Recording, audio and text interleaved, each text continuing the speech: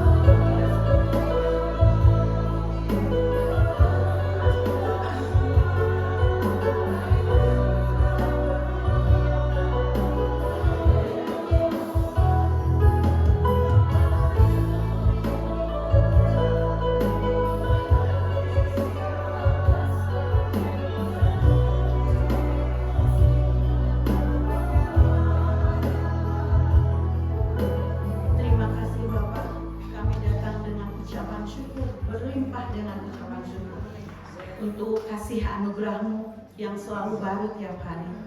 Dan sebentar kami akan memulai ibadah ini. Kau akan menyertai 1 jam ke depan. Kau akan memberkati kami, memperlengkapi kami. Kau akan meneguhkan kami ketika firman dinyatakan Tuhan, biarlah menjadi kekuatan bagi kami. Terima kasih Bapak, kami siap untuk ibadah hari ini dan menerima berkat. Di dalam nama Tuhan Yesus kami telah berdoa dan mengucap syukur. Yang siap menerima berkat kita katakan amin. Haleluya. Teman-teman, ibu-ibu yang cantik, kasih ucapan salam Tuhan Yesus baik.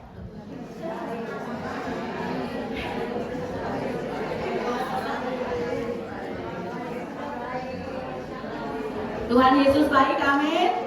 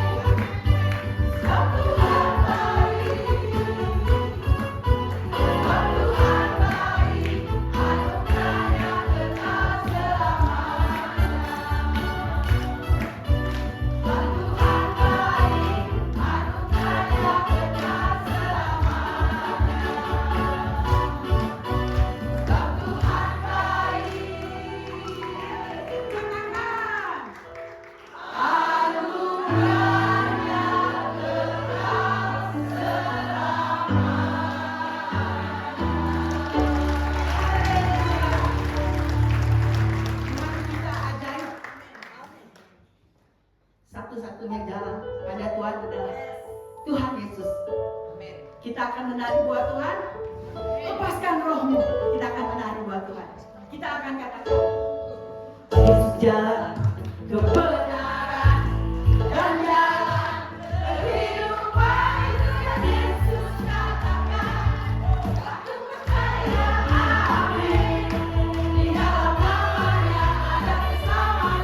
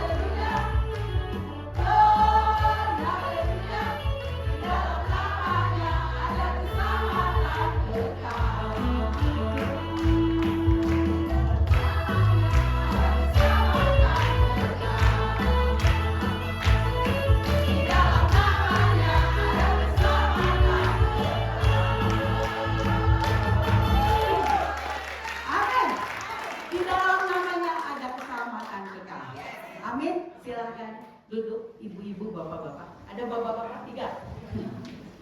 Bapak-bapaknya lebih ganteng nih, ada 3 soalnya. Kita akan mendengar firman Tuhan. Bapak-bapak, ibu-ibu, dalam segala hal, ketika kita dalam kesesatan, dalam kesenangan, dalam kesusahan, dalam hal apapun, kita harus tetap terhubung dengan Tuhan. Ketika kita terhubung dengan Tuhan, kita bisa melewati apapun juga dalam kehidupan kita.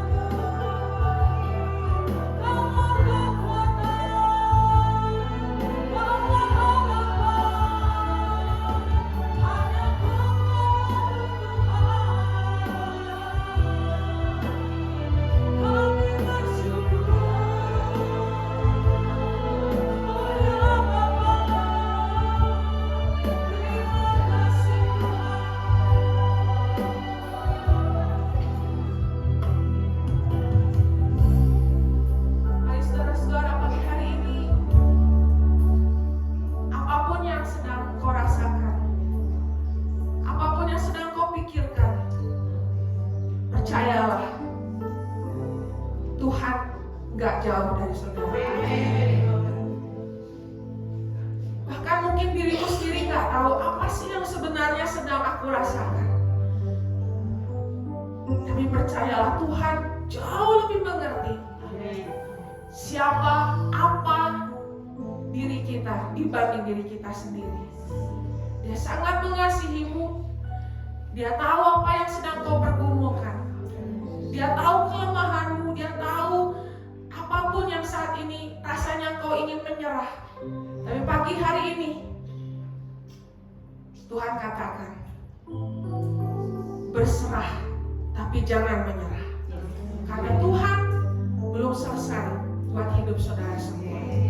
Terima kasih Tuhan buat pagi hari ini kami mengucap syukur karena kami punya selalu satu pribadi di mana kami boleh terhubung, yaitu Engkau Yesus, satu-satunya jalan keselamatan dan kehidupan dalam hidup kami. Terima kasih Tuhan buat pagi hari ini kalau kami boleh sama-sama berkumpul dan kami percaya Tuhan bahwa firman-Mu itulah yang berdaulat atas hidup kami. Kami percaya saat ini kami sudah menerima mata yang bisa melihat, telinga bisa mendengar, dan hati yang bisa percaya juga melakukan firman Tuhan. Di dalam nama Tuhan Yesus kami sama-sama siap diberkati oleh firman Tuhan. Haleluya, sama-sama katakan amin. Kita bukan ke Tuhan. Saudara cari 5 orang dan katakan, kamu luar biasa hari ini.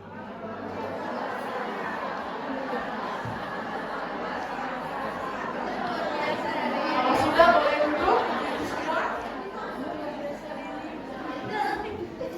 Karena hari ini yang datang banyaknya ibu-ibu, jadi saya akan sering panggilnya ibu-ibu aja, atau mau apa dipanggilnya? Girls? Sis atau jeng? Ya, saya tadi kata Ci Inge sudah lama sekali kagak sini ya. Dari ya kayaknya terakhir BC ya, before COVID ya, sebelum COVID ya. Ya puji Tuhan ya, bisa hadir lagi di sini. Dan mungkin sudah ada beberapa mungkin yang belum kenal saya atau semua sudah kenal saya, gimana ya? Saya kenal. Nama saya biasa orang panggil saya Deli, tapi kalau nama resmi saya Jelia Purnama. Ya, jadi kalau ibu-ibu cari nama saya di Instagram atau di TikTok itu kalau ketik Yeli nggak akan nemu. Ya, tapi kalau ibu-ibu ketik Jelia double L ya Jelia Purnama, ibu-ibu pasti ketemu dan cuma ada satu akun. Karena cuma ada satu Jelia Purnama di dunia ini, yaitu saya. Sombong kali orang depan ini. Pantun dulu ayah. Oh ya, biar icebreaker ya. Karena ibu-ibu kayak pada ngantuk ini pagi-pagi ini. Apa ya pantunnya ya? Oh ini aja deh. Jalan-jalan di tanah Jawa. Cakep.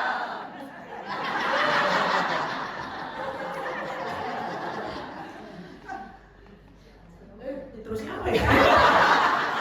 Sekali lagi. Jalan-jalan ke tanah Jawa. Cakep. Mau beli terasi? Cakep. Selamat pagi ibu-ibu semua. Cakep. Kok makin cantik aja sih? Alhamdulillah. Ya, hari ini kita akan belajar satu topik ya yang kemungkinan besar ini sangat-sangat, kalau kayak lagu tadi itu terhubung, sangat-sangat relate sama kita para perempuan. Tapi saya percaya laki-laki juga butuh tentang hal ini ya. Nah, yaitu tentang mengelola emosi. Sama-sama katakan mengelola emosi. Nah, kenapa kita perlu belajar tentang hal ini? Karena ada satu kutipan berkata seperti ini. Oke, boleh ditampilkan slide-nya? Ya. Oke, ini ya.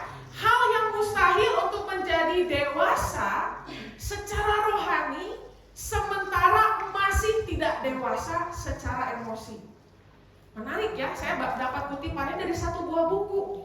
Ya, jadi buku ini mengatakan bahwa kita itu akan sulit mengalami atau akan ada hambatan dalam pertumbuhan rohani kita kalau emosi kita tidak bertumbuh.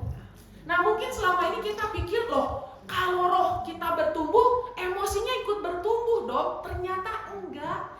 Makanya jangan aneh, mungkin di sini ibu-ibu pernah lihat ada orang, dia ada seorang hamba Tuhan mungkin ya, atau dia seorang pelayan Tuhan, dia begitu rajin ke gereja, dia begitu rajin melayani Tuhan, tapi satu kali mungkin ibu-ibu pernah melihat dia marah begitu besar tanpa kendali. Atau mungkin ibu-ibu pernah melihat dia berespon sesuatu yang menurut kita, loh kok dia kayak begitu ya? Padahal tadi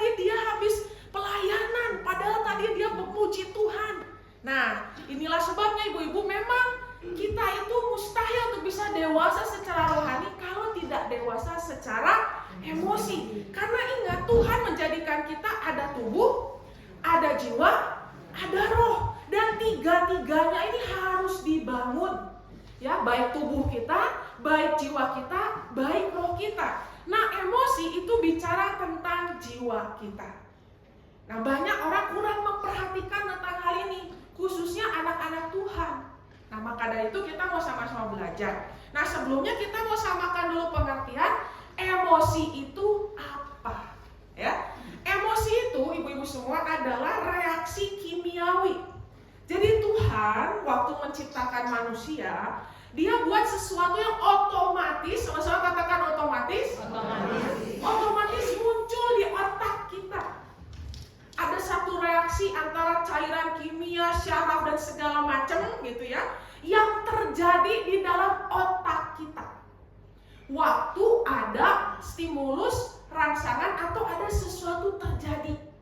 Contoh, misalkan tiba-tiba ini ya kita lagi hikmat ibadah, lewat seekor tikus, cucurut, berit.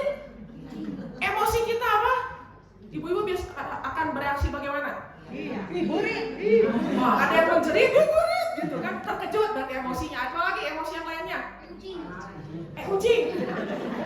Oh, terkejut juga ya sampai salah nyebut, berit disebut kucing. Yang lain lagi? Marahnya gimana? Wah, langsung ambil sabuk ya, kata marah. Oh, itu berit mengotori rumah Tuhan. Oh, gitu kan? Satu lagi apa? Geleh, jijik, betul. Ada lagi. Beras ini berdoa terus ya? Jawab dari tadi. Takut, betul. Kok gak ada yang jawab? Ini saya mau jawaban ini ya. Ini pada jijik, marah. Kok kejam-kejam yang barusan. Saya sebelah sini aja deh. Takut, mayoritas takut, betul? Iya, ya berit, gitu ya. Ih, takut, gitu. Itu kan gak mungkin di sini yang tadi worship leader, ibu-ibu ada tikus, ayo semuanya takut. Gak usah ya. Langsung otomatis. Tiba-tiba aja, ya! Gak dikomando. Kok bisa? Itulah emosi. Emosi itu otomatis muncul waktu ada sesuatu. Sekarang kalau di sini saya ngomong, ibu-ibu ayo semuanya sekarang emosi marah. Bingung kan? Macam gua lagi tenang hati, tadi habis nyanyi aku meningkat sekali lagunya. Gus Jojo kita.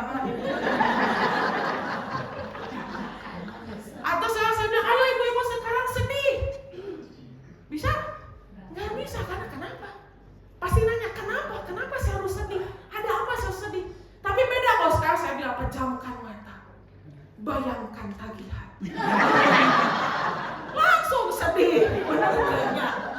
Jadi harus ada sesuatu, harus ada hal sesuatu yang memicunya, ada rangsangannya. Dan itu sifatnya apa? Otomatis. Jadi kita itu jangan sampai merasa untuk kita merasakan emosi tertentu, kita langsung berpikir, aduh kenalnya orang tiba-tiba merasa takut. Padahal kan Tuhan bilang janganlah takut. Kenapa saya tiba-tiba marah? Padahal Tuhan udah bilang gak boleh marah. Nah, padahal setiap emosi Tuhan yang ciptakan untuk tujuannya masing-masing. Kebayang gak kalau manusia gak punya emosi takut? Waktu ada pencuri atau ada penjahat mau nodong, ibu-ibu gimana? Bapak mau ngajak kenalan? Kan harus bersukacita senantiasa gitu, Jadi pencuri pun diajak kenalan. Kan enggak, kita begitu lihat ada penjahat kita langsung penjahat, waktu atau yang ini yang lebih ekstrim lagi di sini kayaknya imannya gede-gede ya. Jadi lihat penjahat juga diinjili gitu kan. Misalkan ibu-ibu mau nyebrang jalan, tiba-tiba dari sana terlihat ada mobil kecepatan tinggi, ugal-ugalan. Gitu. Ibu-ibu kalau nggak punya emosi takut gimana? Iya. Saya mobil. Gak mungkin. Langsung itu masa kejam. Kalau kita bawa anak langsung anak dipegangin, bawa cucu langsung cucu dipegangin, betul nggak? Karena itulah fungsi emosi yang Tuhan buat. Takut supaya kita sadar ada bahaya. Sedih supaya kita, ya banyak sudah tujuannya masing-masing ada. Ya kalau dibahas satu-satu nanti kita beres jam 1. Nah, jadi ibu-ibu emosi itu sifatnya netral. Nggak ada tuh emosi baik, nggak ada emosi buruk, nggak ada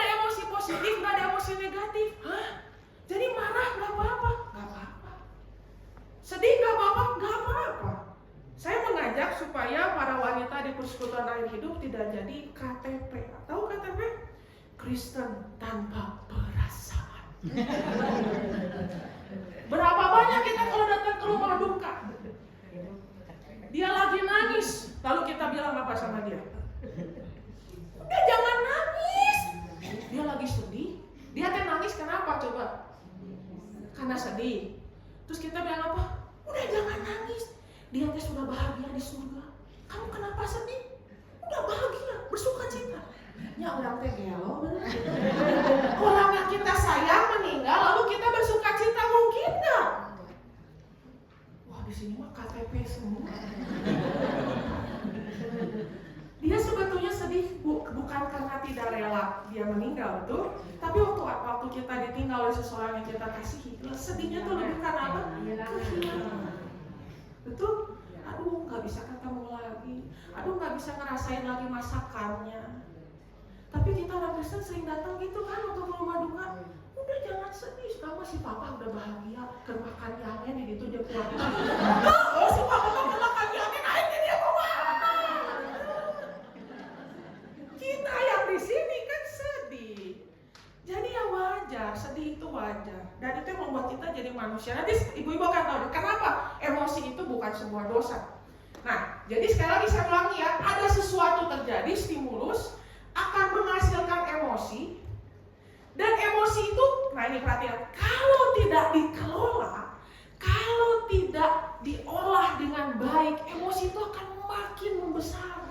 Makanya mungkin ibu-ibu pernah ngalami, sebetulnya perkara sepele, tapi temannya ibu-ibu marah bisa bangun.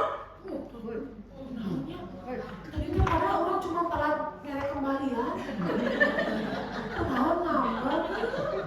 Pernah ketemu orang seperti itu? Tanyakan lagi nih lah, barusan di hari ulang tahun. Nah, enaknya kenapa? Why? Mengapa? Karena ada emosi yang selama ini tidak dikelola, tapi ditekan.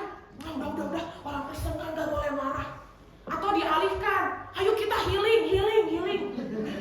Kemana? Ya kemana we gitu. Kalau ke Lembang kemana? Saya tanya, ibu-ibu nih lagi emosinya tidak yang gak enak gitu lah ya. Terus pergi ke Lembang. Pulang dari Lembang emosinya dia enak lagi atau balik deui ke heuh? Jadi emosi itu bukan dialihkan dengan jalan-jalan, makan yang banyak, bukan. Bukan juga dengan ditekan, gak boleh marah, bukan. Karena nanti hasilnya ini jadi makin besar, intensitasnya makin besar. Jadi orang-orang di sekitar saudara bisa terkejut-kejut. Anak bisa terkejut, si mamanya baru pulang persekutuan. Itu naon cuma gara-gara saya lupa nyuci satu piring, marahnya kayak setan. Dan itu kalau tidak diolah, nanti jadi psychological disorder. Mungkin ibu-ibu sekarang suka dengar ada istilah bipolar, BPD, begitu-begitu. Nah, penyebabnya itu dari mana? Ya dari sini. Bahkan emosi itu kalau nggak dikelola, jadi gini ya, kamar emosi kita tuh anggaplah kayak ruangan ini. Tapi ini tuh diisi terus sama kita, nggak pernah diolah. Ini makin lama makin penuh. Kalau udah makin penuh dia bakal gedor-gedor pintu. Gedor-gedornya kemana? Ke fisik. Pernah nggak di sini ada teman atau saudara saya pergi ke dokter? Dok, jantung saya teh nyeri. Periksa sama dokter, diperiksa EKG segala macamnya. Ibu teh sehat. Tuh mungkin dok. Pasti saya mah sakit, dokternya belum. Cari lagi dokter, pergi ke Singapura, pergi ke Malaysia. Tetap dia ngomong gitu. Ibu tuh sehat. Itu artinya apa? Namanya psikosomatis. Itu sebetulnya dari emosi, karena dia nggak sama ibu-ibu direspon, dia akhirnya nyerang ke fisik. Makanya ada orang sakit mah, kukuril yang aneh-aneh dokter kalau bilang, ibu mah kudu ke psikolog. Ya orang teh gelo itunya. Bukan gelo. Tidak berarti kalau kita ke psikolog itu berarti orang gila, jeung saha. Tanya ke kanan kita cek manehnya. Jadi we datang ke pembicaraan gelo sudah. Enggak ya, tapi memang sama kayak badan bisa sakit, jiwa kita juga bisa sakit. Tapi kan sakit jiwa tuh macam-macam. Bukan berarti orang sakit jiwa itu pasti yang kalau kita sering sebut dia orang gila. Sekarang sebetulnya udah nggak boleh sebut orang gila ya, tapi ODGJ, orang dengan gangguan jiwa. Nah ini ayatnya, firman Tuhan kepada Kain, mengapa hatimu panas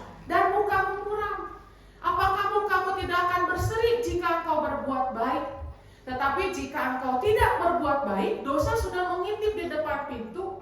Ia sangat menggoda engkau, tetapi engkau harus berpuasa atasnya.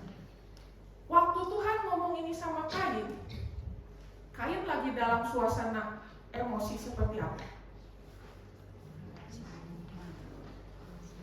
Lagi merasakan emosi apa Kainnya? Marah.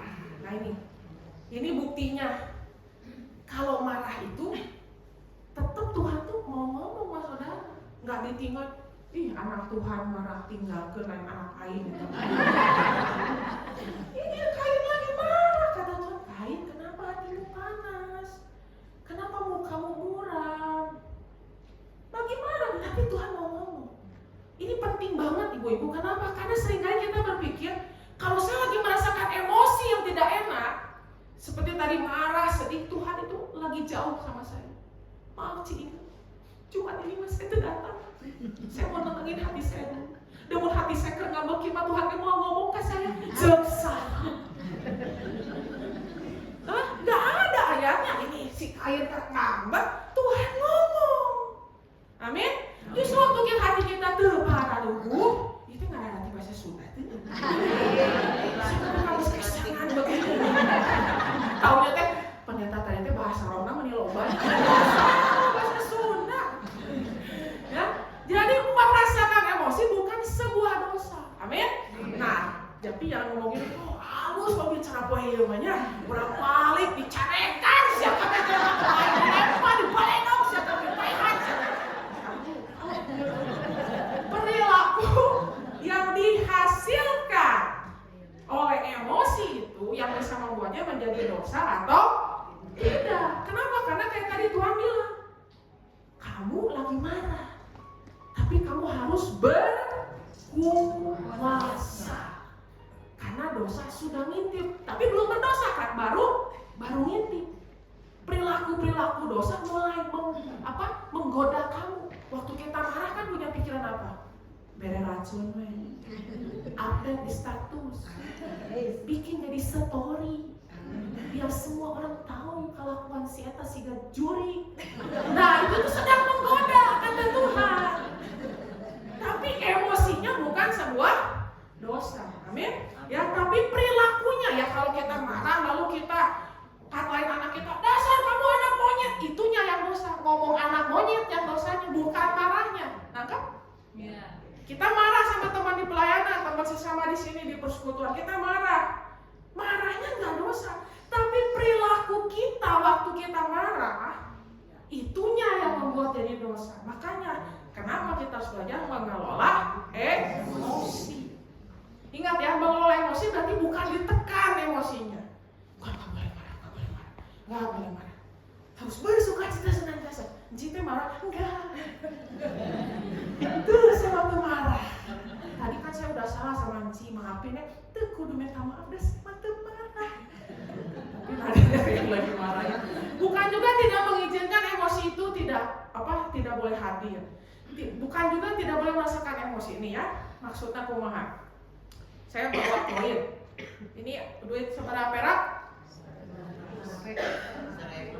Kamu letik jadi tenyaho ya dicerai. Coba menu berenya 100.000. Uang ini berlaku kalau ada sisi dua-duanya, betul nggak? Kalau cuma ada sebelah dia nggak laku kan? Palsu. Jadi emosi itu sama kayak koin. Dia harus ada dua sisi. Maksudnya gimana? Harus ada dalam diri kita tuh emosi yang menyenangkan contohnya bahagia gitu ya, itu menyenangkan. Dan emosi tidak menyenangkan. Waktu kita tidak mau merasakan emosi yang tidak menyenangkan, maka emosi menyenangkan pun ibu-ibu tidak bisa rasakan. Banyak anak Tuhan begitu. Kita nggak boleh merasakan emosi yang tidak menyenangkan. Akibatnya apa? Emosi menyenangkan itu jadi tidak bisa dirasakan. Contoh, saya waktu bulan Agustus kemarin wisuda S2. Keprok itu.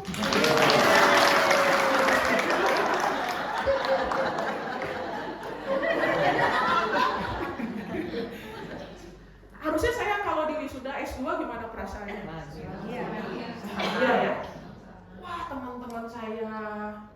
beberapa orang di gereja saya juga sampai datang, dan mereka mukanya tuh happy semua. Tapi saya sendiri, saya tuh nggak bisa, saya nggak sebahagia mereka gitu. Kan aneh ya? Yang di wisuda saya bahagianya orang lain gitu. Saya sampai mikir, kenapa mereka tuh happy banget sih? Kenapa sih pada ngomong kongret? Iya sih, gua lulus, tapi kayaknya mereka terlalu berlebihan deh. Kenapa coba saya bisa begitu? Ini baru kejadian loh Agustus kapan? Karena ibu-ibu, saya selama ini dibesarkan menjadi orang yang menekan emosi. Waktu saya takut, saya bilang saya nggak boleh takut. Dan saya nggak mau rasakan itu takut. Waktu marah juga sama, waktu sedih juga sama. Waktu ayah saya meninggal, itu saya terkondisikan untuk tidak bisa berduka. Jadi saya tuh menolak rasa sedih. Jadi waktu rasa sedih itu datang, saya langsung bilang, aduh banyak gawean. Gak ada waktu buat sedih. Saya nggak izinkan diri saya nangis. Saya nggak izinkan diri saya sedih. Saya merasa kalau saya sedih, saya dosa. Berarti saya tidak ikhlas ayah saya meninggal. Akibatnya apa? Waktu senang pun datang, saya pun nggak bisa merasakannya. Waktu saya menjalani psikotes, tes psikologi, hasil saya tuh mengalami disfungsi emosi. Disfungsi emosi itu apa ya gitu? Saya tuh sulit merasakan emosi, sulit membedakan emosi. Dan orang itu lagi bagikan topik khotbah tentang mengelola emosi.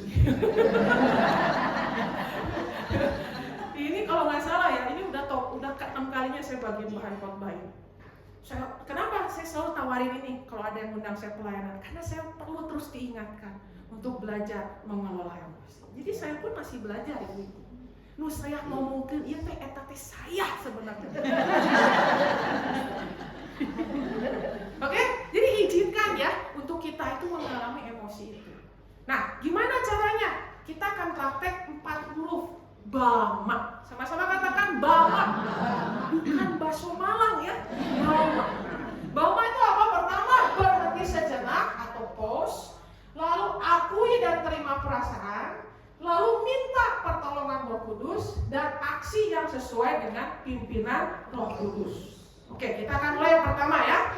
Kita baca dulu sama-sama ayatnya ya, ibu-ibu cantik. Oke, kayak kelihatan udah mulai pada bangun sekarang. 1, 2, 3. Kamu janganlah membiarkan marah itu menyebabkan dosa. Janganlah memarahkan supaya kita sama-sama. Nah, kalau kalian marah, berarti marah itu boleh atau enggak? Boleh. Tapi kata Tuhan apa? Jangan biarkan. Biarkan itu apa? Yang tidak dikelola, tidak dikendalikan, tidak diolah. Jangan biarkan kemarahan itu menyebabkan kalian berdosa. Kita bisa berdosa bukan cuma karena emosi marah doang. Emosi bahagia pun bisa buat kita berdosa.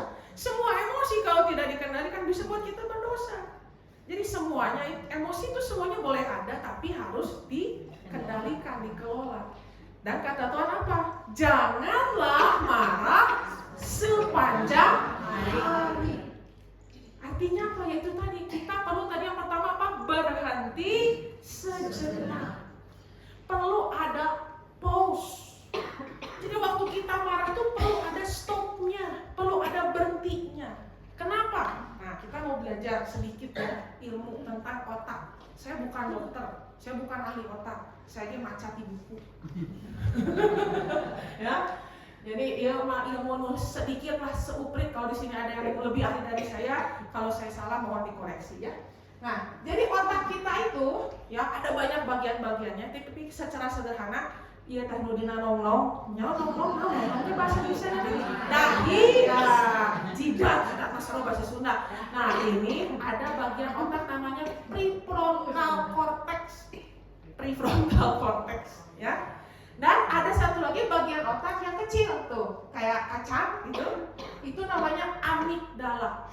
Nah, prefrontal cortex saya kasih gambar burung hantu. Kenapa? Karena ini adalah bagian otak yang tugasnya itu menimbang, berpikir panjang, berpikir rasional.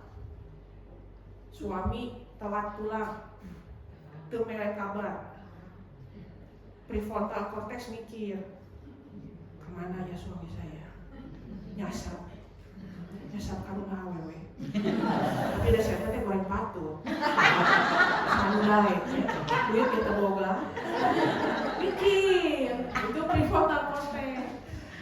Ya, jadi itu langsung buat gitu. Nah, kalau amigdala, dia itu sifatnya tuh kalau ada satu kejadian, nah dia tuh terstimulus tuh, emosi keluar, nah itu biasanya langsung ke amigdala dulu. Ya, jadi amigdala itu kalau ada sesuatu yang dilihat oleh dia sebagai sebuah ancaman, dan dia akan memberikan dua respon, fight atau flight. Fight itu yuk dilawan, atau flight lari. Maksudnya gimana? Balik lagi contoh yang tadi ya. Salaki orang terbalik, can baliknya, suami belum pulang. Keluar emosi apa? Ada yang masuk kan ya, saksian marah. Wah, marah kan, masih amigdala nih. Nah, saya kasih nama guguk penunggu, bukan guguk pudel ini. Guguk galak yang guguk. Suami can balik, guguk. Saya sekarang bekerja ngawewe gombelnya. Soalnya pas orang teleponnya, ayah mau ngangkat ngomong kia. Nomor telepon yang ada sedang tidak aktif, tapi karena otaknya tersengkret tuh kan, jeung awewe lain siap. Kurang siap kan siap racun siap. Dijieunkeun baso, asupkeun racun. Siramaneh teh diare sapopoean. Nah, itu amigdala. Teu mikir panjang, begitu suami pulang baru juga buka pintu sedikit. Ka mana we si jurik? Melihat suami sebagai sebuah ancaman. Aku harus fight, aku lawan. Tadi saya ini banyak yang pelepasan kali ini. Karena kalau sama saya pelepasannya itu nggak pakai guling-guling, nggak pakai joget, susurian pakai. Nah, jadi yang kayak gitu. Nah, setelah kita ngomong siapnya jurik, suka ada muncul lalu mulai berpindah tuh ke prefrontal cortex. Kunaon tadi orang ngomong siapa jurik? Bener mah siapa mah babi.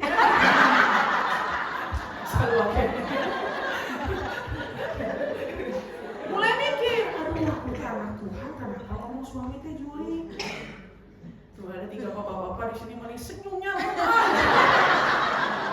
Menang lagi ya pakai bicara yang ini sini bagus misalnya. Saya bakal lebih ajak wanita untuk datang ke persekutuan ini. Iya, amigdala. Nah itu. Nah, ibu-ibu ada satu data begini ya. Mana datanya? Oh iya. Jadi ternyata ada yang menarik begini ya. Waktu kita sedang merasakan sebuah emosi, contoh emosi marah, itu kerja amigdala tuh 80.000 kali lebih cepat. Cirinya apa? Nafas mulai jadi pendek-pendek.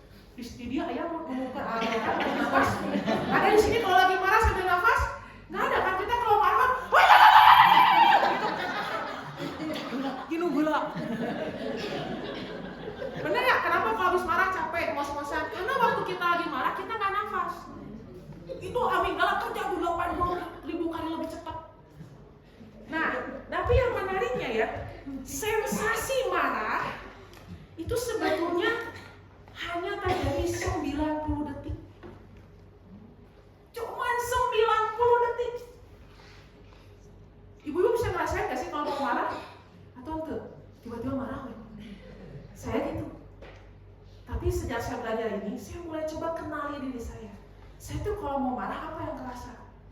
Biasanya mulai kerasa tuh kayak ada sesuatu yang naik ke atas. Ya kan mulai duduk.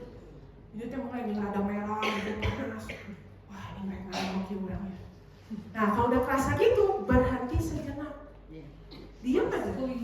Nah, diam aja. Diam 90 detik. Tapi kalau marah 90 detiknya sih 90 tahun ya. Suami saya ketawa. Iya, kayak lama. Itu bisa, nanti itu tiba-tiba kayak hilang ya. 90 detik. Di kitab Mazmur itu banyak satu kata yang sering diulang. Selah. Selah itu kan jeda. Coba ibu-ibu baca lagi itu kitab Mazmur dengan pengertian ini. Sebelum Selah biasanya Daud marah-marah. Tuhan bunuhlah mereka, Tuhan ajarlah mereka. Mereka adalah pengkhianat-pengkhianat, biarlah besi melilit mereka. Selah. Habis Selah, Tetapi Tuhan, kehadiran adalah milikmu. Siapakah aku ini? Orang yang berdosa. Karena tak eta. Jadi setelah dia diam sejenak, kunaon orang, kenapa saya harus marah? Keadilan kan milik Tuhan. Pindah ke prefrontal cortex. Jadi perlu untuk apa? Berhenti sejenak. Bahkan ada satu teori lagi bilang 6 second pause. Ini lebih cepat lagi, 6 detik. Belajar 6 detik diam. Ini saya lebih coba terus praktekkan, khususnya sama anak saya yang besar. Karena anak saya yang besar itu sekarang udah kelas 11. Saya nikah, oh iya ya saya belum kenalin ini orang yang saya bawa-bawa. Silakan berdiri Pak. Saya datang sama suami saya, tepuk tangan. Kami sudah menikah 22 tahun. Wow, amazing. Amazing Grace. Anak saya besar udah kelas 11. Nah, ya di sini kalau yang punya anak atau cucu usia teenager, remaja tahu lah ya yang saya maksudkannya. Mereka itu memang udah gak bikin fisik kita capek, tapi membuat emosi kita capek. Nah, jadi saya mulai belajar kayak gitu. Dulu tuh enggak. Jadi saya bisa tiba-tiba zok, dia cuk. Jadi gini, anak saya tuh punya kebiasaan dia kalau ngomong tuh merepet. Tempo hidung aku. Mami, nah saya tuh nggak tahu kenapa kalau dengar suara yang nah benar, langsung bisa tiba-tiba. Apa sih kamu diam gerak? Jadi pas sudah begitu, saya buat orangnya manusia.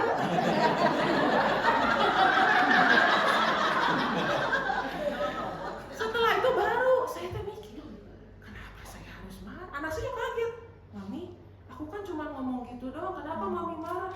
Iya, kenapa Mami marah ya? Nah kalau dulu mah tuh bisa saya, mana ya enak temenang di hidungannya marahnya sok siapa ada orang kata suami saya seperti perang dunia di rumah gitu kan.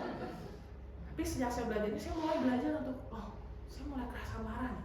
Saya tenang dulu, saya bilang ke anak saya, Mama ke kamar dulu sebentar ya, kalau nggak saya bisa nggak kamu diam dulu sebentar. Kenapa? Supaya saya tidak mengambil keputusan atau melakukan perilaku yang berdosa.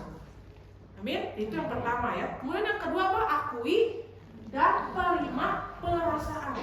Nah, jadi perasaan itu memang macam-macam ya. Emosi itu macam-macam. Ada marah, ada sedih, ada senang, ada takut, ada jijik, ada terkejut. Lihat, lebih banyak yang menyenangkan atau lebih banyak yang tidak menyenangkan? Tidak menyenangkan. Jadi mustahil kalau kita berpikir saya tidak boleh merasakan emosi yang tidak menyenangkan, karena itu yang lebih banyak. Bener nggak? Yang lebih banyaknya itu tidak menyenangkan. Nah, saya mau tanya sama ibu-ibu semua, kemarin emosi apa yang paling banyak ada terjadi dalam diri ibu-ibu di sini? Jawab dalam hati.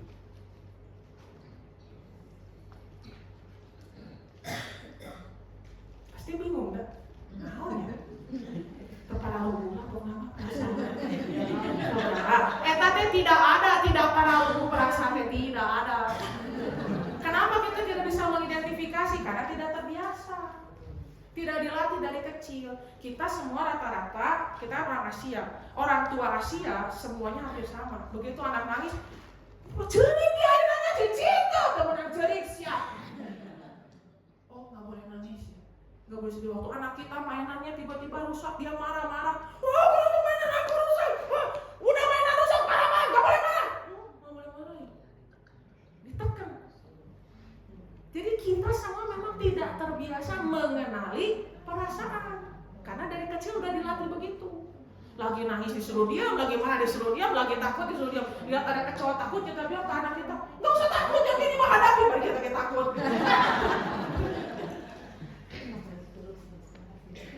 Nangkep?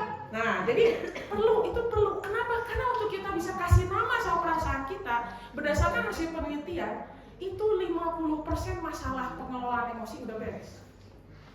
Jadi kalau sekarang jawabannya masih teuing, aing mah galau, teu pararuh rasa, tidak bisa itu. Nah, sebetulnya ada alat bantu namanya roda perasaan, tapi ini yang saya bawa pakai bahasa Inggris. Biasanya yang kita rasakan itu lingkaran yang paling luar. Kita bisa pakai pointer nggak ya? Bisa ya? Mana? Yang lingkaran paling luar itu yang bisa kita Contoh, kita lagi kayak julid, you know julid? Ya. Kayak menghakimi orang gitu. Surah cerita lebih harap tadi nyanyi. Bukannya tidak ada saya mewakili siapa. Kenapa masih orang-orang yang di depan? Karena orang-orang yang di depan tuh lebih tabah dan kuat dan semua.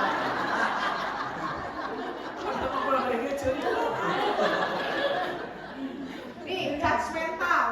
Lagi pengen menghakimi orang aja gitu, julid aja sama orang. Nah, sebetulnya lagi merasa apa?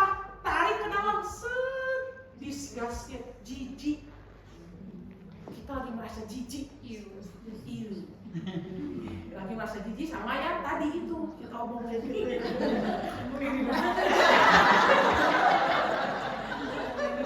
Balik bola nari-nari lagi kena gelis ya. Kenapa ada ketawa? Soalnya nggak cantik jadi. Ya, apalagi contoh lain lagi. Aduh, aku tuh kayak lagi ngerasa hampa, empty nih. Ada empty. Nanti saya kasih ke Cing deh ya produknya. Kalau nggak salah saya punya sampel jamaahnya, cuma lupa nggak dibawa. Nah, empty itu artinya berarti tarik ke dalam sedih. Oh, saya merasa sedih. Bagus ini. Atau misalnya naik ke atas ya, ada tuh insignificant. Saya sering banget ngerasain. Insignificant tuh kayak apa tuh lah artinya saya tuh. Saya mah bukan siapa-siapa. Dah aku mah apa tuh cuma remahan tarif. Itu tuh berarti saya sedang merasa tarik ke bawah, takut. Nah, begitu kita bisa kenali, saya sering praktekkan ini ya. Langsung tuh tense, rasa level emosinya tuh turun. Oh, aku tuh lagi takut ya. Aku diterima. Oh iya, kamu lagi takut. Termasuk saya ke anak juga begitu sekarang. Waktu anak saya kayak galau gitu ya, saya coba bantu dia. Kalau yang besar udah lebih cepat nangkep, yang kecil nih masih saya latih. Yang kecil umur 10 tahun. Kamu lagi merasa apa hari ini? Kok kayaknya kamu lagi bingung? Padahal cowok loh dia. Tahu? Nah, udah saya biarin dulu. Kayaknya kamu lagi marah ya? Gak apa-apa, kalau mau marah aja. Tapi marahnya ngomong, karena dia punya kebiasaan kalau marah dia matiin semua lampu di rumah. Bagus ya?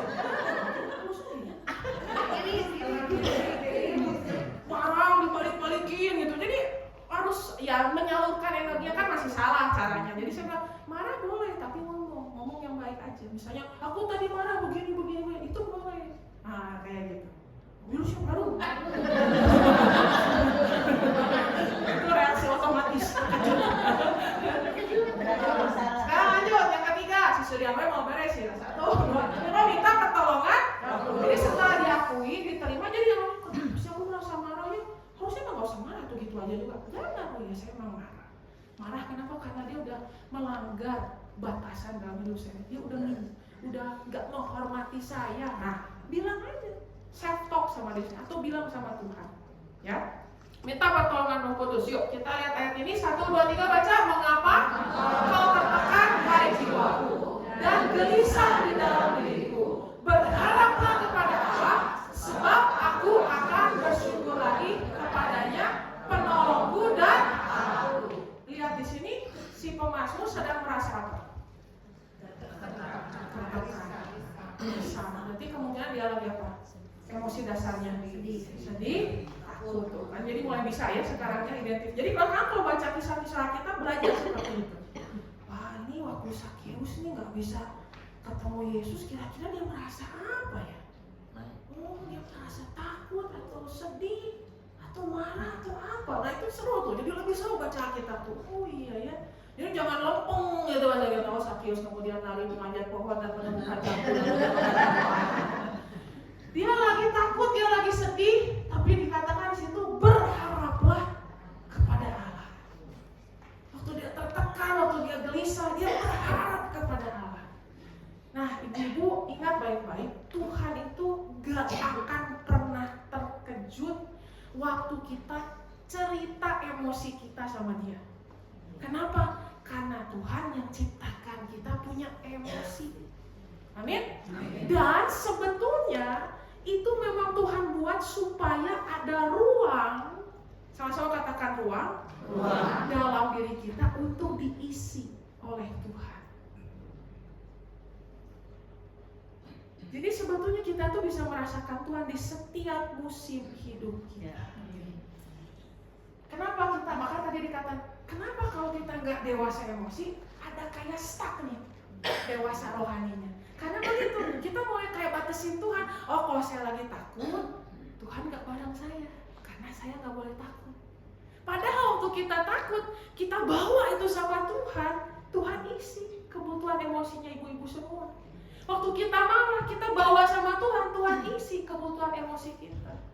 Takut itu mencirikan emosi kita tuh ngasih tahu bahwa ada sesuatu yang kita kurang siap, kurang persiapan. Jadi ada rasa takut, ada rasa khawatir. Yang namanya masa depan gimana kita bisa sesiap mungkin ya? Itulah kita jadi butuh Tuhan. Aku ada rasa takut. Aku rasa gak siap Tuhan. Anakku bentar lagi udah mau nikah. Anakku bentar lagi mau lahiran.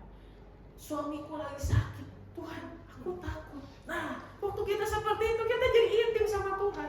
Kayak lagu yang tadi, ku terhubung denganmu, selalu melekat di hati. Selalu melekat artinya apa? Waktu kita takut, waktu kita sedih, waktu kita marah pun, Tuhan bilang gini, ih siapa nih kalau kuat? Oh, kowe pelayanan, kenapa sedih? Nggak percaya kau orang? Nggak mungkin. Di sini tahu kita Ayub? Ayub ngomel-ngomel berapa pasal? Saya lupa tuh. 36 gitu? 36 pasal Ayub ngomel-ngomel. Dibiarin sama Tuhan, diam nih Tuhan gak dengerin.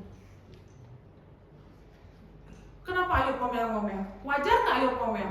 Wajar. Anaknya meninggal, ternaknya hilang semua. Buduk. Hadir di sana.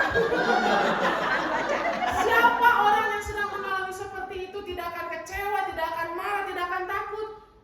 Tapi waktu Ayub ngomel-ngomel, wah dia sudah macam Tuhan begitu sabar. Di situ saya kok begitu sabar menunggu Ayub mengelola emosinya. Dia terus ngomong, dia cerita, wah Tuhan gini, wah Tuhan gini. Baru di pasal 37 lah kalau nggak salah. Baru Tuhan, maka berbicaralah Tuhan. Tapi kalau kita ke orang lain beda kan? Belum juga beres ayat anak kita ngomong, kita udah langsung ngomong satu pasal. Baru juga suami kita ngomong satu ayat, kita langsung ngomong satu kitab. Iya kan? Maka kita perlu belajar sama Tuhan. Amin? Oke? Kenapa jadi sedih bawaannya ya? Karena mau poin terakhir. Saya sebentar lagi. Aksi yang sesuai dengan pimpinan Roh Kudus. Nah, yuk baca lagi 1, 2, 3. Janganlah ada perkataan kotor keluar dari mulutmu, tapi pakailah perkataan yang baik untuk membangun di mana perlu, supaya mereka mendengarnya beroleh kasih. Maksudnya apa? Ini kan lanjutan dari tadi tuh ayat yang tadi. Kalau kau marah, jangan sepanjang hari. Nah, di bawahnya dikatakan kalau marah, jangan ada perkataan kotor keluar dari mulutmu. Jadi makanya saya bilang tadi, marah boleh. Tapi waktu kita marah, ambil sikap, pakailah perkataan yang baik. Ngomong sama suami, siapa jurik? Itu apakah membangun suami? Makin jadi jurik. Itu jadi seperti mengidentifikasi dia, meneguhkan dia itu. Nah, jadi mari kita belajar mengekspresikan emosi dengan cara yang baik, dengan cara yang membangun. Jadi kita perlu pikir. Dari tadi setelah kita diam, pause sejenak, ya, mengakui perasaan kita, minta tolong sama Roh Kudus, saya lagi sedih. Saya harus lakukan apa ya, Roh Kudus? Shopping itu Roh Kudus. Itu tidak membangun dompet saya ya Roh Kudus. Banyak shopping, duit banyak, orang sedih juga, ibu sedih. Mikir kan? Nah, atau Roh Kudus apa ya? Aku lagi sedih. Aku coba menulis. Kalau bahasa kerennya journaling, Tuhan, aku sedih. Kalau saya seringnya ini, Tuhan saya lagi sedih. Atau misalnya saudara di sini ada yang lagi kedukaan, ya padahal udah 10 tahun berlalu, masa sih saya kok masih sedih? Saudara, kedukaan itu tidak ada expirednya. Iya, betul. Makin lama malah makin sedih. Kenapa? Karena rasanya kok lama ya. Udah lama gak ketemu. Kalau baru awal mungkin dia cuma sebentar ketemu lagi. Tapi kalau udah 10-20 tahun, kok saya masih ada sedih? It's okay. Tapi kita ekspresikan dengan cara yang membangun. Misalnya, dulu suka pergi dengan almarhum ke satu tempat. Ya udah kita pergi ke sana, menikmati di situ, mengingat kenangan-kenangan indah. Itu cara yang membangun, bukan dengan cara ini. Kalian teh yang tidak mau ngajak mama jalan-jalan, jauh tuh mama tadi dia kesepian, jadi anak sama cucu teh kunaon si emak. Padahal sebetulnya sedang berduka, lagi sedih. Nangkep? Kalau nggak nangkep harus undang saya lagi makanya. Atau cuma satu sesi, harus bersesi-sesi. Siap. Oke, ini yang terakhir ya. Saya langsung baca bahasa Indonesianya. Jadi di antara stimulus dan respon itu ada ruang. Di ruang itu ada, saudara ingat, di situ saudara punya kebebasan dan kekuatan untuk memilih mau bereaksi seperti apa. Dan disitulah saudara akan bertumbuh dan mengalami kebebasan dari dikuasai oleh emosi. Yang nulis ini tuh Viktor Frankl. Siapa dia? Dia adalah orang yang selamat dari kamp tahanan Nazi. You know Nazi? Nazi Padang. Nazi kuning. Hari Jumat tutup Nazi Padang. Nazi kuning. Nazi uduk. Nazi itu si Hitler. Orang disiksa, masukin ke camp. Dia lolos. Dia bisa bertahan tuh di camp itu. Jadi waktu dia bertahan, dia akhirnya tulis ini. Saya sebetulnya bisa aja takut, kecewa, mati, bunuh diri. Yang maksudnya dia bunuh diri aja gitu daripada nahan semua rasa ini. Tapi dia bilang, di antara semuanya itu, di antara apa yang saya rasakan dengan perilaku yang akan saya hasilkan, saya sudah punya ruang yang tadi itu berhenti sejenak, akui perasaan kita, minta tolong, dan ayo lakukan aksi yang sesuai pimpinan dari Roh Kudus. Amin. Oke, mari sama-sama kita berdoa. Saya mengundang tim vokal untuk mendung.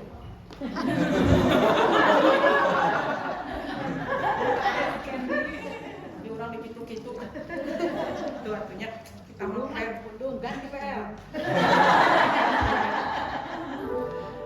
Yuk kita sama-sama berdoa, ibu-ibu. Tuhan, hari ini kami mau belajar mengelola emosi kami. Juga kami akan menolong orang-orang di sekitar kami. Mungkin itu anak kami, cucu kami, untuk juga sama-sama belajar kelola emosi. Mari ibu-ibu semua, hari ini apa yang sedang kau rasakan? Kalau kau mengingat semua situasi dan kondisi yang sedang terjadi, perasaan apa yang muncul? Mungkin ada rasa takut, ada rasa sedih, atau mungkin juga ada rasa marah.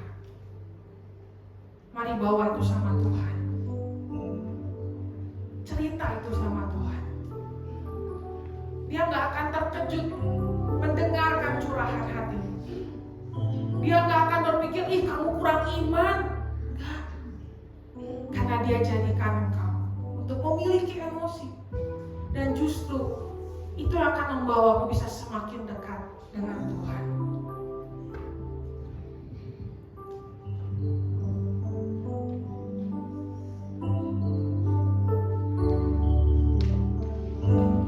Tak pernah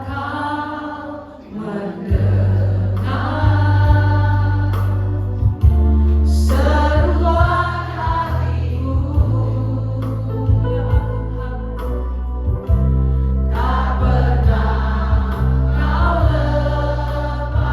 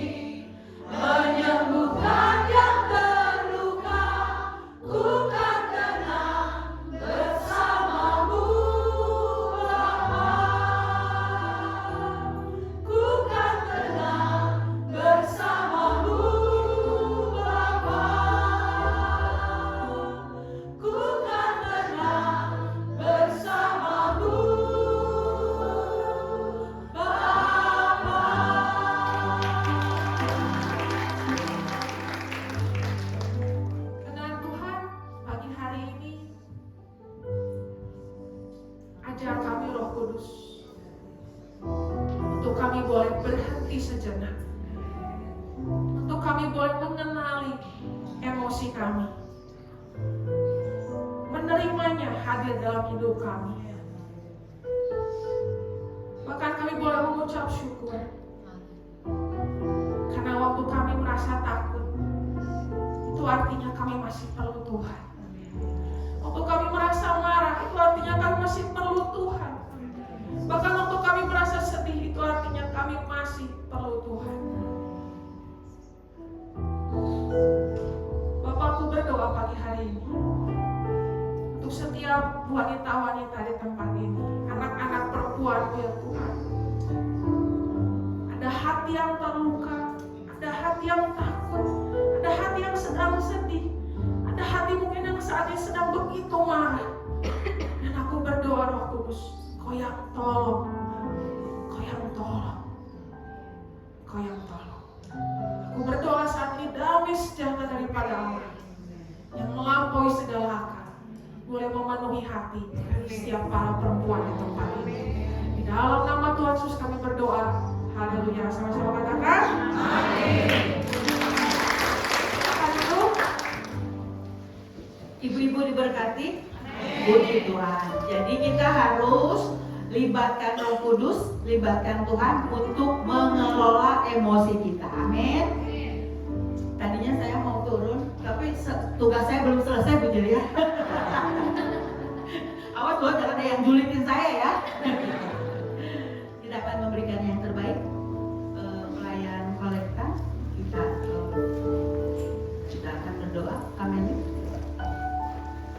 Terima kasih Tuhan Yesus. Di siang hari ini, di pagi hari ini kami merasakan sukacita. Kami belajar tentang satu hal yang begitu indahnya. Mungkin selama kami baru sadar, selama ini kami tidak mengelola perasaan kami karena budaya Asia yang menekan kami. Tapi pagi hari ini melalui hamba-Mu kami belajar tentang satu hal. Dan ini menjadi satu kebaikan bagi kami. Ya Roh Kudus terus ajari kami untuk menjadi anak-anak Tuhan yang boleh merasakan emosi dan bisa dan pandai bersama Roh Kudus untuk mengelola emosi tersebut, sehingga kami menjadi anak-anak Tuhan yang punya karakter sama seperti Yesus. Bapak yang baik, di siang hari ini kami mengucap syukur dan kami mau berikan yang terbaik juga untuk Engkau melalui persembahan. Seberapa besar yang hendak kami berikan, biarlah itu Tuhan yang berkata-kata dalam hati kami. Dan biarlah apapun yang sudah terkumpul itu bisa dilakukan dan dikelola oleh para pengurus PD Air Hidup untuk menjadi kemuliaan bagi nama Tuhan. Terima kasih Tuhan, kami siap memberi di dalam nama Tuhan Yesus. Kami berdoa dan mengucap syukur. Haleluya. Amin. Amin.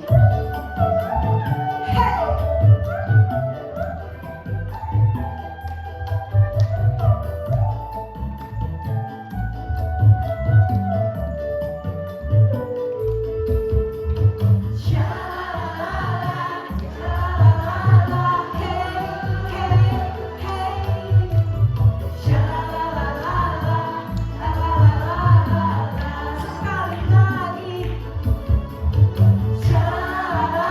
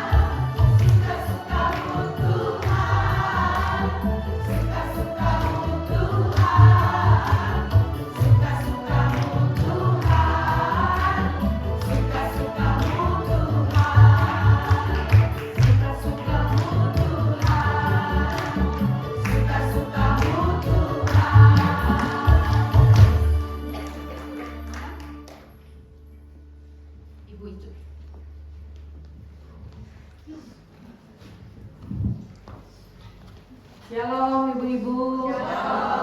Wah sekarang suaranya terdengar. Biasanya cuma 1-2. Terima kasih buat Ibu Yeri buat firman Tuhan yang luar biasa hari ini ya. Jadi tema ini memang saya lagi belajar beberapa minggu ini, luar biasa ya. Memang harus belajar mengelola emosi. Kalau kita bisa mengelola emosi jadi nggak baperan ya Bu ya. Gitu. Nggak baperan ya karena sudah dewasa gitu ya. Kalau ingat Ibu Yeri yang saya ingat langsung papinya. Ya. Karena saya tahu Ibu Yeri ini dari kecil karena dulu barengan di Sukawarna ya sebelum jadi Sukawarna gitu ya. Jadi saya ingat Pak Yusuf kalau udah siapa yang Pak? Jelia saya langsung ya, yang sudah pulang kampung ya Bu ya. Pulang kampung. Ya mirip tadi saya lagi foto juga aja. Beneran mirip Pak Yusuf. Benar-benar Pak Yusuf Rafa. Ya ibu-ibu terima kasih ya buat Ibu didampingi dengan suami tercinta hari ini luar biasa. Buat Ibu Cucu sudah hadir begitu ya. Kita bersyukur ya bisa beribadah di tempat ini. Saya ingatkan kembali ibu-ibu jangan meninggalkan tisu aqua ya. Jadi tempat ini bersih, kita pakai kembali pulang kita bersih lagi ya. Tanggal 1 kita akan doa bersama. Udah bulan November gak kerasa loh ya. Ini udah minggu keempat bulan Oktober, nggak kerasa. Bulan depan kita udah November. Tanggal 1 kita akan doa, mengundang semua ibu-ibu yang bisa hadir di lantai 3 untuk kita sama-sama berdoa ya. Bulan November ini Air Hidup berusaha 27 tahun Bu. 27 tahun ya, luar biasa ya Tuhan. Membersamai kita ya. Dari anak-anak playgroup, anak saya playgroup sampai hari ini 27 tahun Air Hidup luar biasa ya. Jadi tanggal 8 kita akan sama-sama rayakan. Kita sudah membagikan 125 tiket ya. Jadi saya minta maaf banget nih ya. Kami pengurus minta maaf kalau hari ini ada ibu-ibu yang belum dapat tiket ya. Jadi tiketnya seperti ini, ada yang belum dapat tiket. Saya minta maaf banget ya. Nanti mungkin bisa waiting list kalau memang bisa hadir dan mau hadir itu bisa waiting list dengan Ibu Sumi. Mana Ibu Sumi? Bisa berdiri? Ini Ibu Sumi yang cantik. Bisa daftar Ibu Sumi ya. Atau mungkin ibu-ibu juga yang ingin menabur untuk HUT dan Natal kita bisa juga menghubungi Ibu Sumi ya. Jadi nanti yang tidak dapat tiket hari ini ingin hadir bisa daftar di Ibu Sumi ya. Di sini tercantum, misalnya mau ngomong satu lagi, tercantum dress code-nya ya. Dress code-nya itu atasan warna-warni, bawahan celana putih. Saya mau tekankan satu hal bahwa ini tidak jadi patokan harus ibu-ibu datang pakai ini, tidak ya.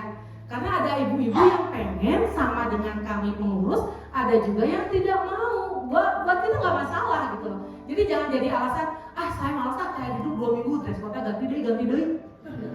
Ada yang suka itu, tapi saya mau tekankan bahwa kita nggak, itu bukan esensi gitu, bukan penting. Yang penting itu ibu-ibu datang di sini beribadah, bertumbuh, itu yang penting buat kita. Jadi dress code itu nggak penting. Jadi nanti ingat satu hal bahwa dress code-nya ibu nanti datang mau pakai batik silahkan ya.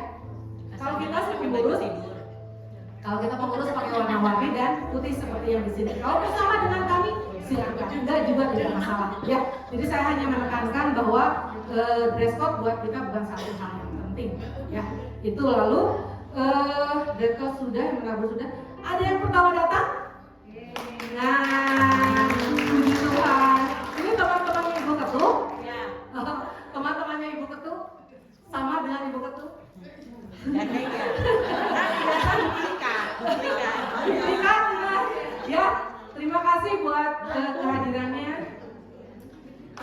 Saya ingatkan kita beribadah setiap minggu kedua dan minggu keempat ya. Minggu kedua dan minggu keempat. Selamat datang, Tuhan berkati. Ada yang berulang tahun di bulan Oktober. Kok maju pemain musik wae. Kok maju kok. Ya siapa lagi yang ulang tahun bulan Oktober? Oktober. Ayo Mami maju, silahkan. Ayo dong. Siapa lagi? Ayo bantu Sigar nih nyanyi.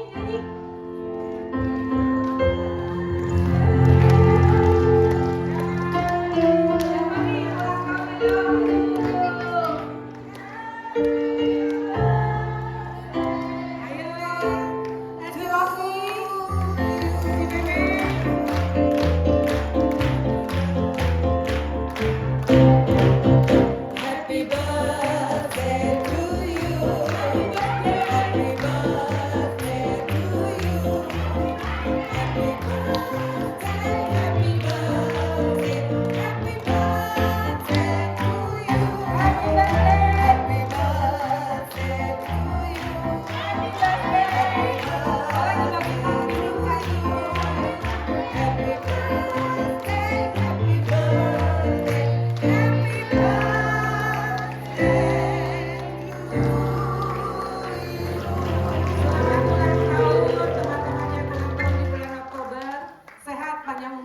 Menjadi berkat. Ayo kita berfoto.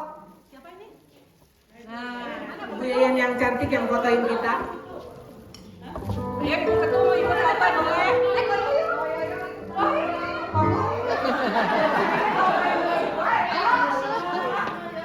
Di sebelah Cirosi. Oh di sini sama saya boleh? Ibu ketua juga.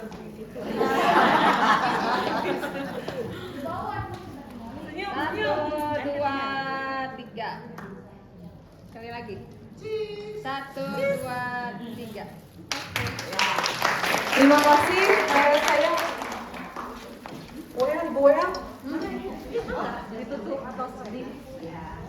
Terima kasih buat pengumumannya. Ibadah setelah selesai, kita akan bangkit berdiri.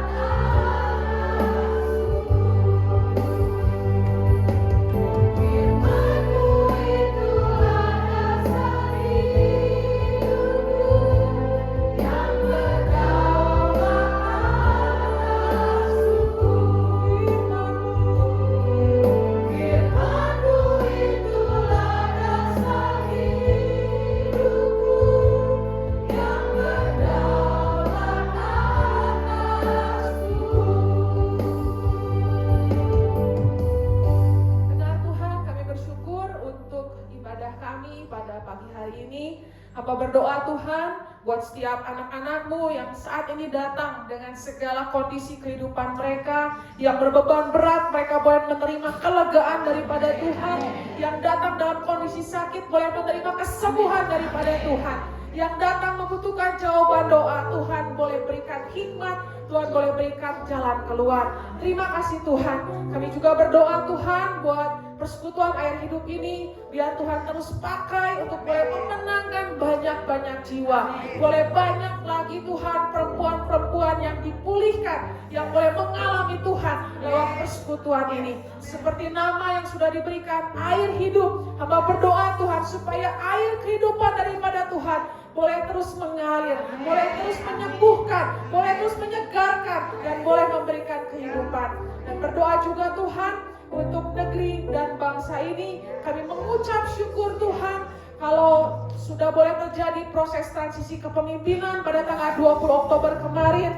Kami mengucap syukur semuanya boleh berjalan dengan lancar, dengan baik, dan kami terus berdoa biarlah Terus Tuhan, negeri ini boleh dipimpin di dalam hikmat dan kebijaksanaan daripada Tuhan. Kami memberkati presiden kami yang baru, yaitu Bapak Prabowo, juga Wakil Presiden Gibran Tuhan. Kami berdoa biarlah kedua orang-orang ini Tuhan boleh terus Tuhan pakai untuk boleh memimpin negeri dan bangsa ini. Kami berdoa Tuhan, mulai dari aparat pemerintahan yang tertinggi sampai dengan yang terendah, semuanya ada dalam kendali Tuhan. Kami berdoa biar setiap keputusan-keputusan yang akan diambil, semuanya untuk membawa kemajuan negeri dan bangsa ini. Kami berdoa Tuhan, biarlah setiap rencana-rencana kejahatan, rencana-rencana yang terselubung saat ini juga dibukakan di dalam nama Tuhan Yesus. Sehingga sungguh Tuhan, negeri ini boleh menjadi negeri yang besar, negeri yang maju, negeri yang kaya, negeri yang menjadi dampak bagi dunia ini. Terima kasih Bapa. Dan saat ini kami siap menerima berkat daripada Tuhan. Kami mengangkat kedua tangan kami. Mari ibu-ibu yang terkasih, saat ini dengan penuh iman, percayalah Allah Bapa sangat mengasihi engkau. Engkau dilayakkan untuk boleh menerima berkat yang terbaik daripada Tuhan. Karena itu pulanglah dan terimalah berkat keberhasilan, kemenangan, dan keberuntungan, dan sukacita, serta damai sejahtera yang berlimpah-limpah dari Tuhan. Dan terimalah cinta kasih daripada Tuhan Yesus di dalam persekutuan yang manis dengan Roh Kudus akan terus menyertai kehidupan mulai sejak saat ini bahkan sampai selama-lamanya. Mari kita semua yang percaya dan sudah menerima sama-sama katakan amin. Tuhan Yesus memberkati. Ibu-ibu nanti difoto dulu ya.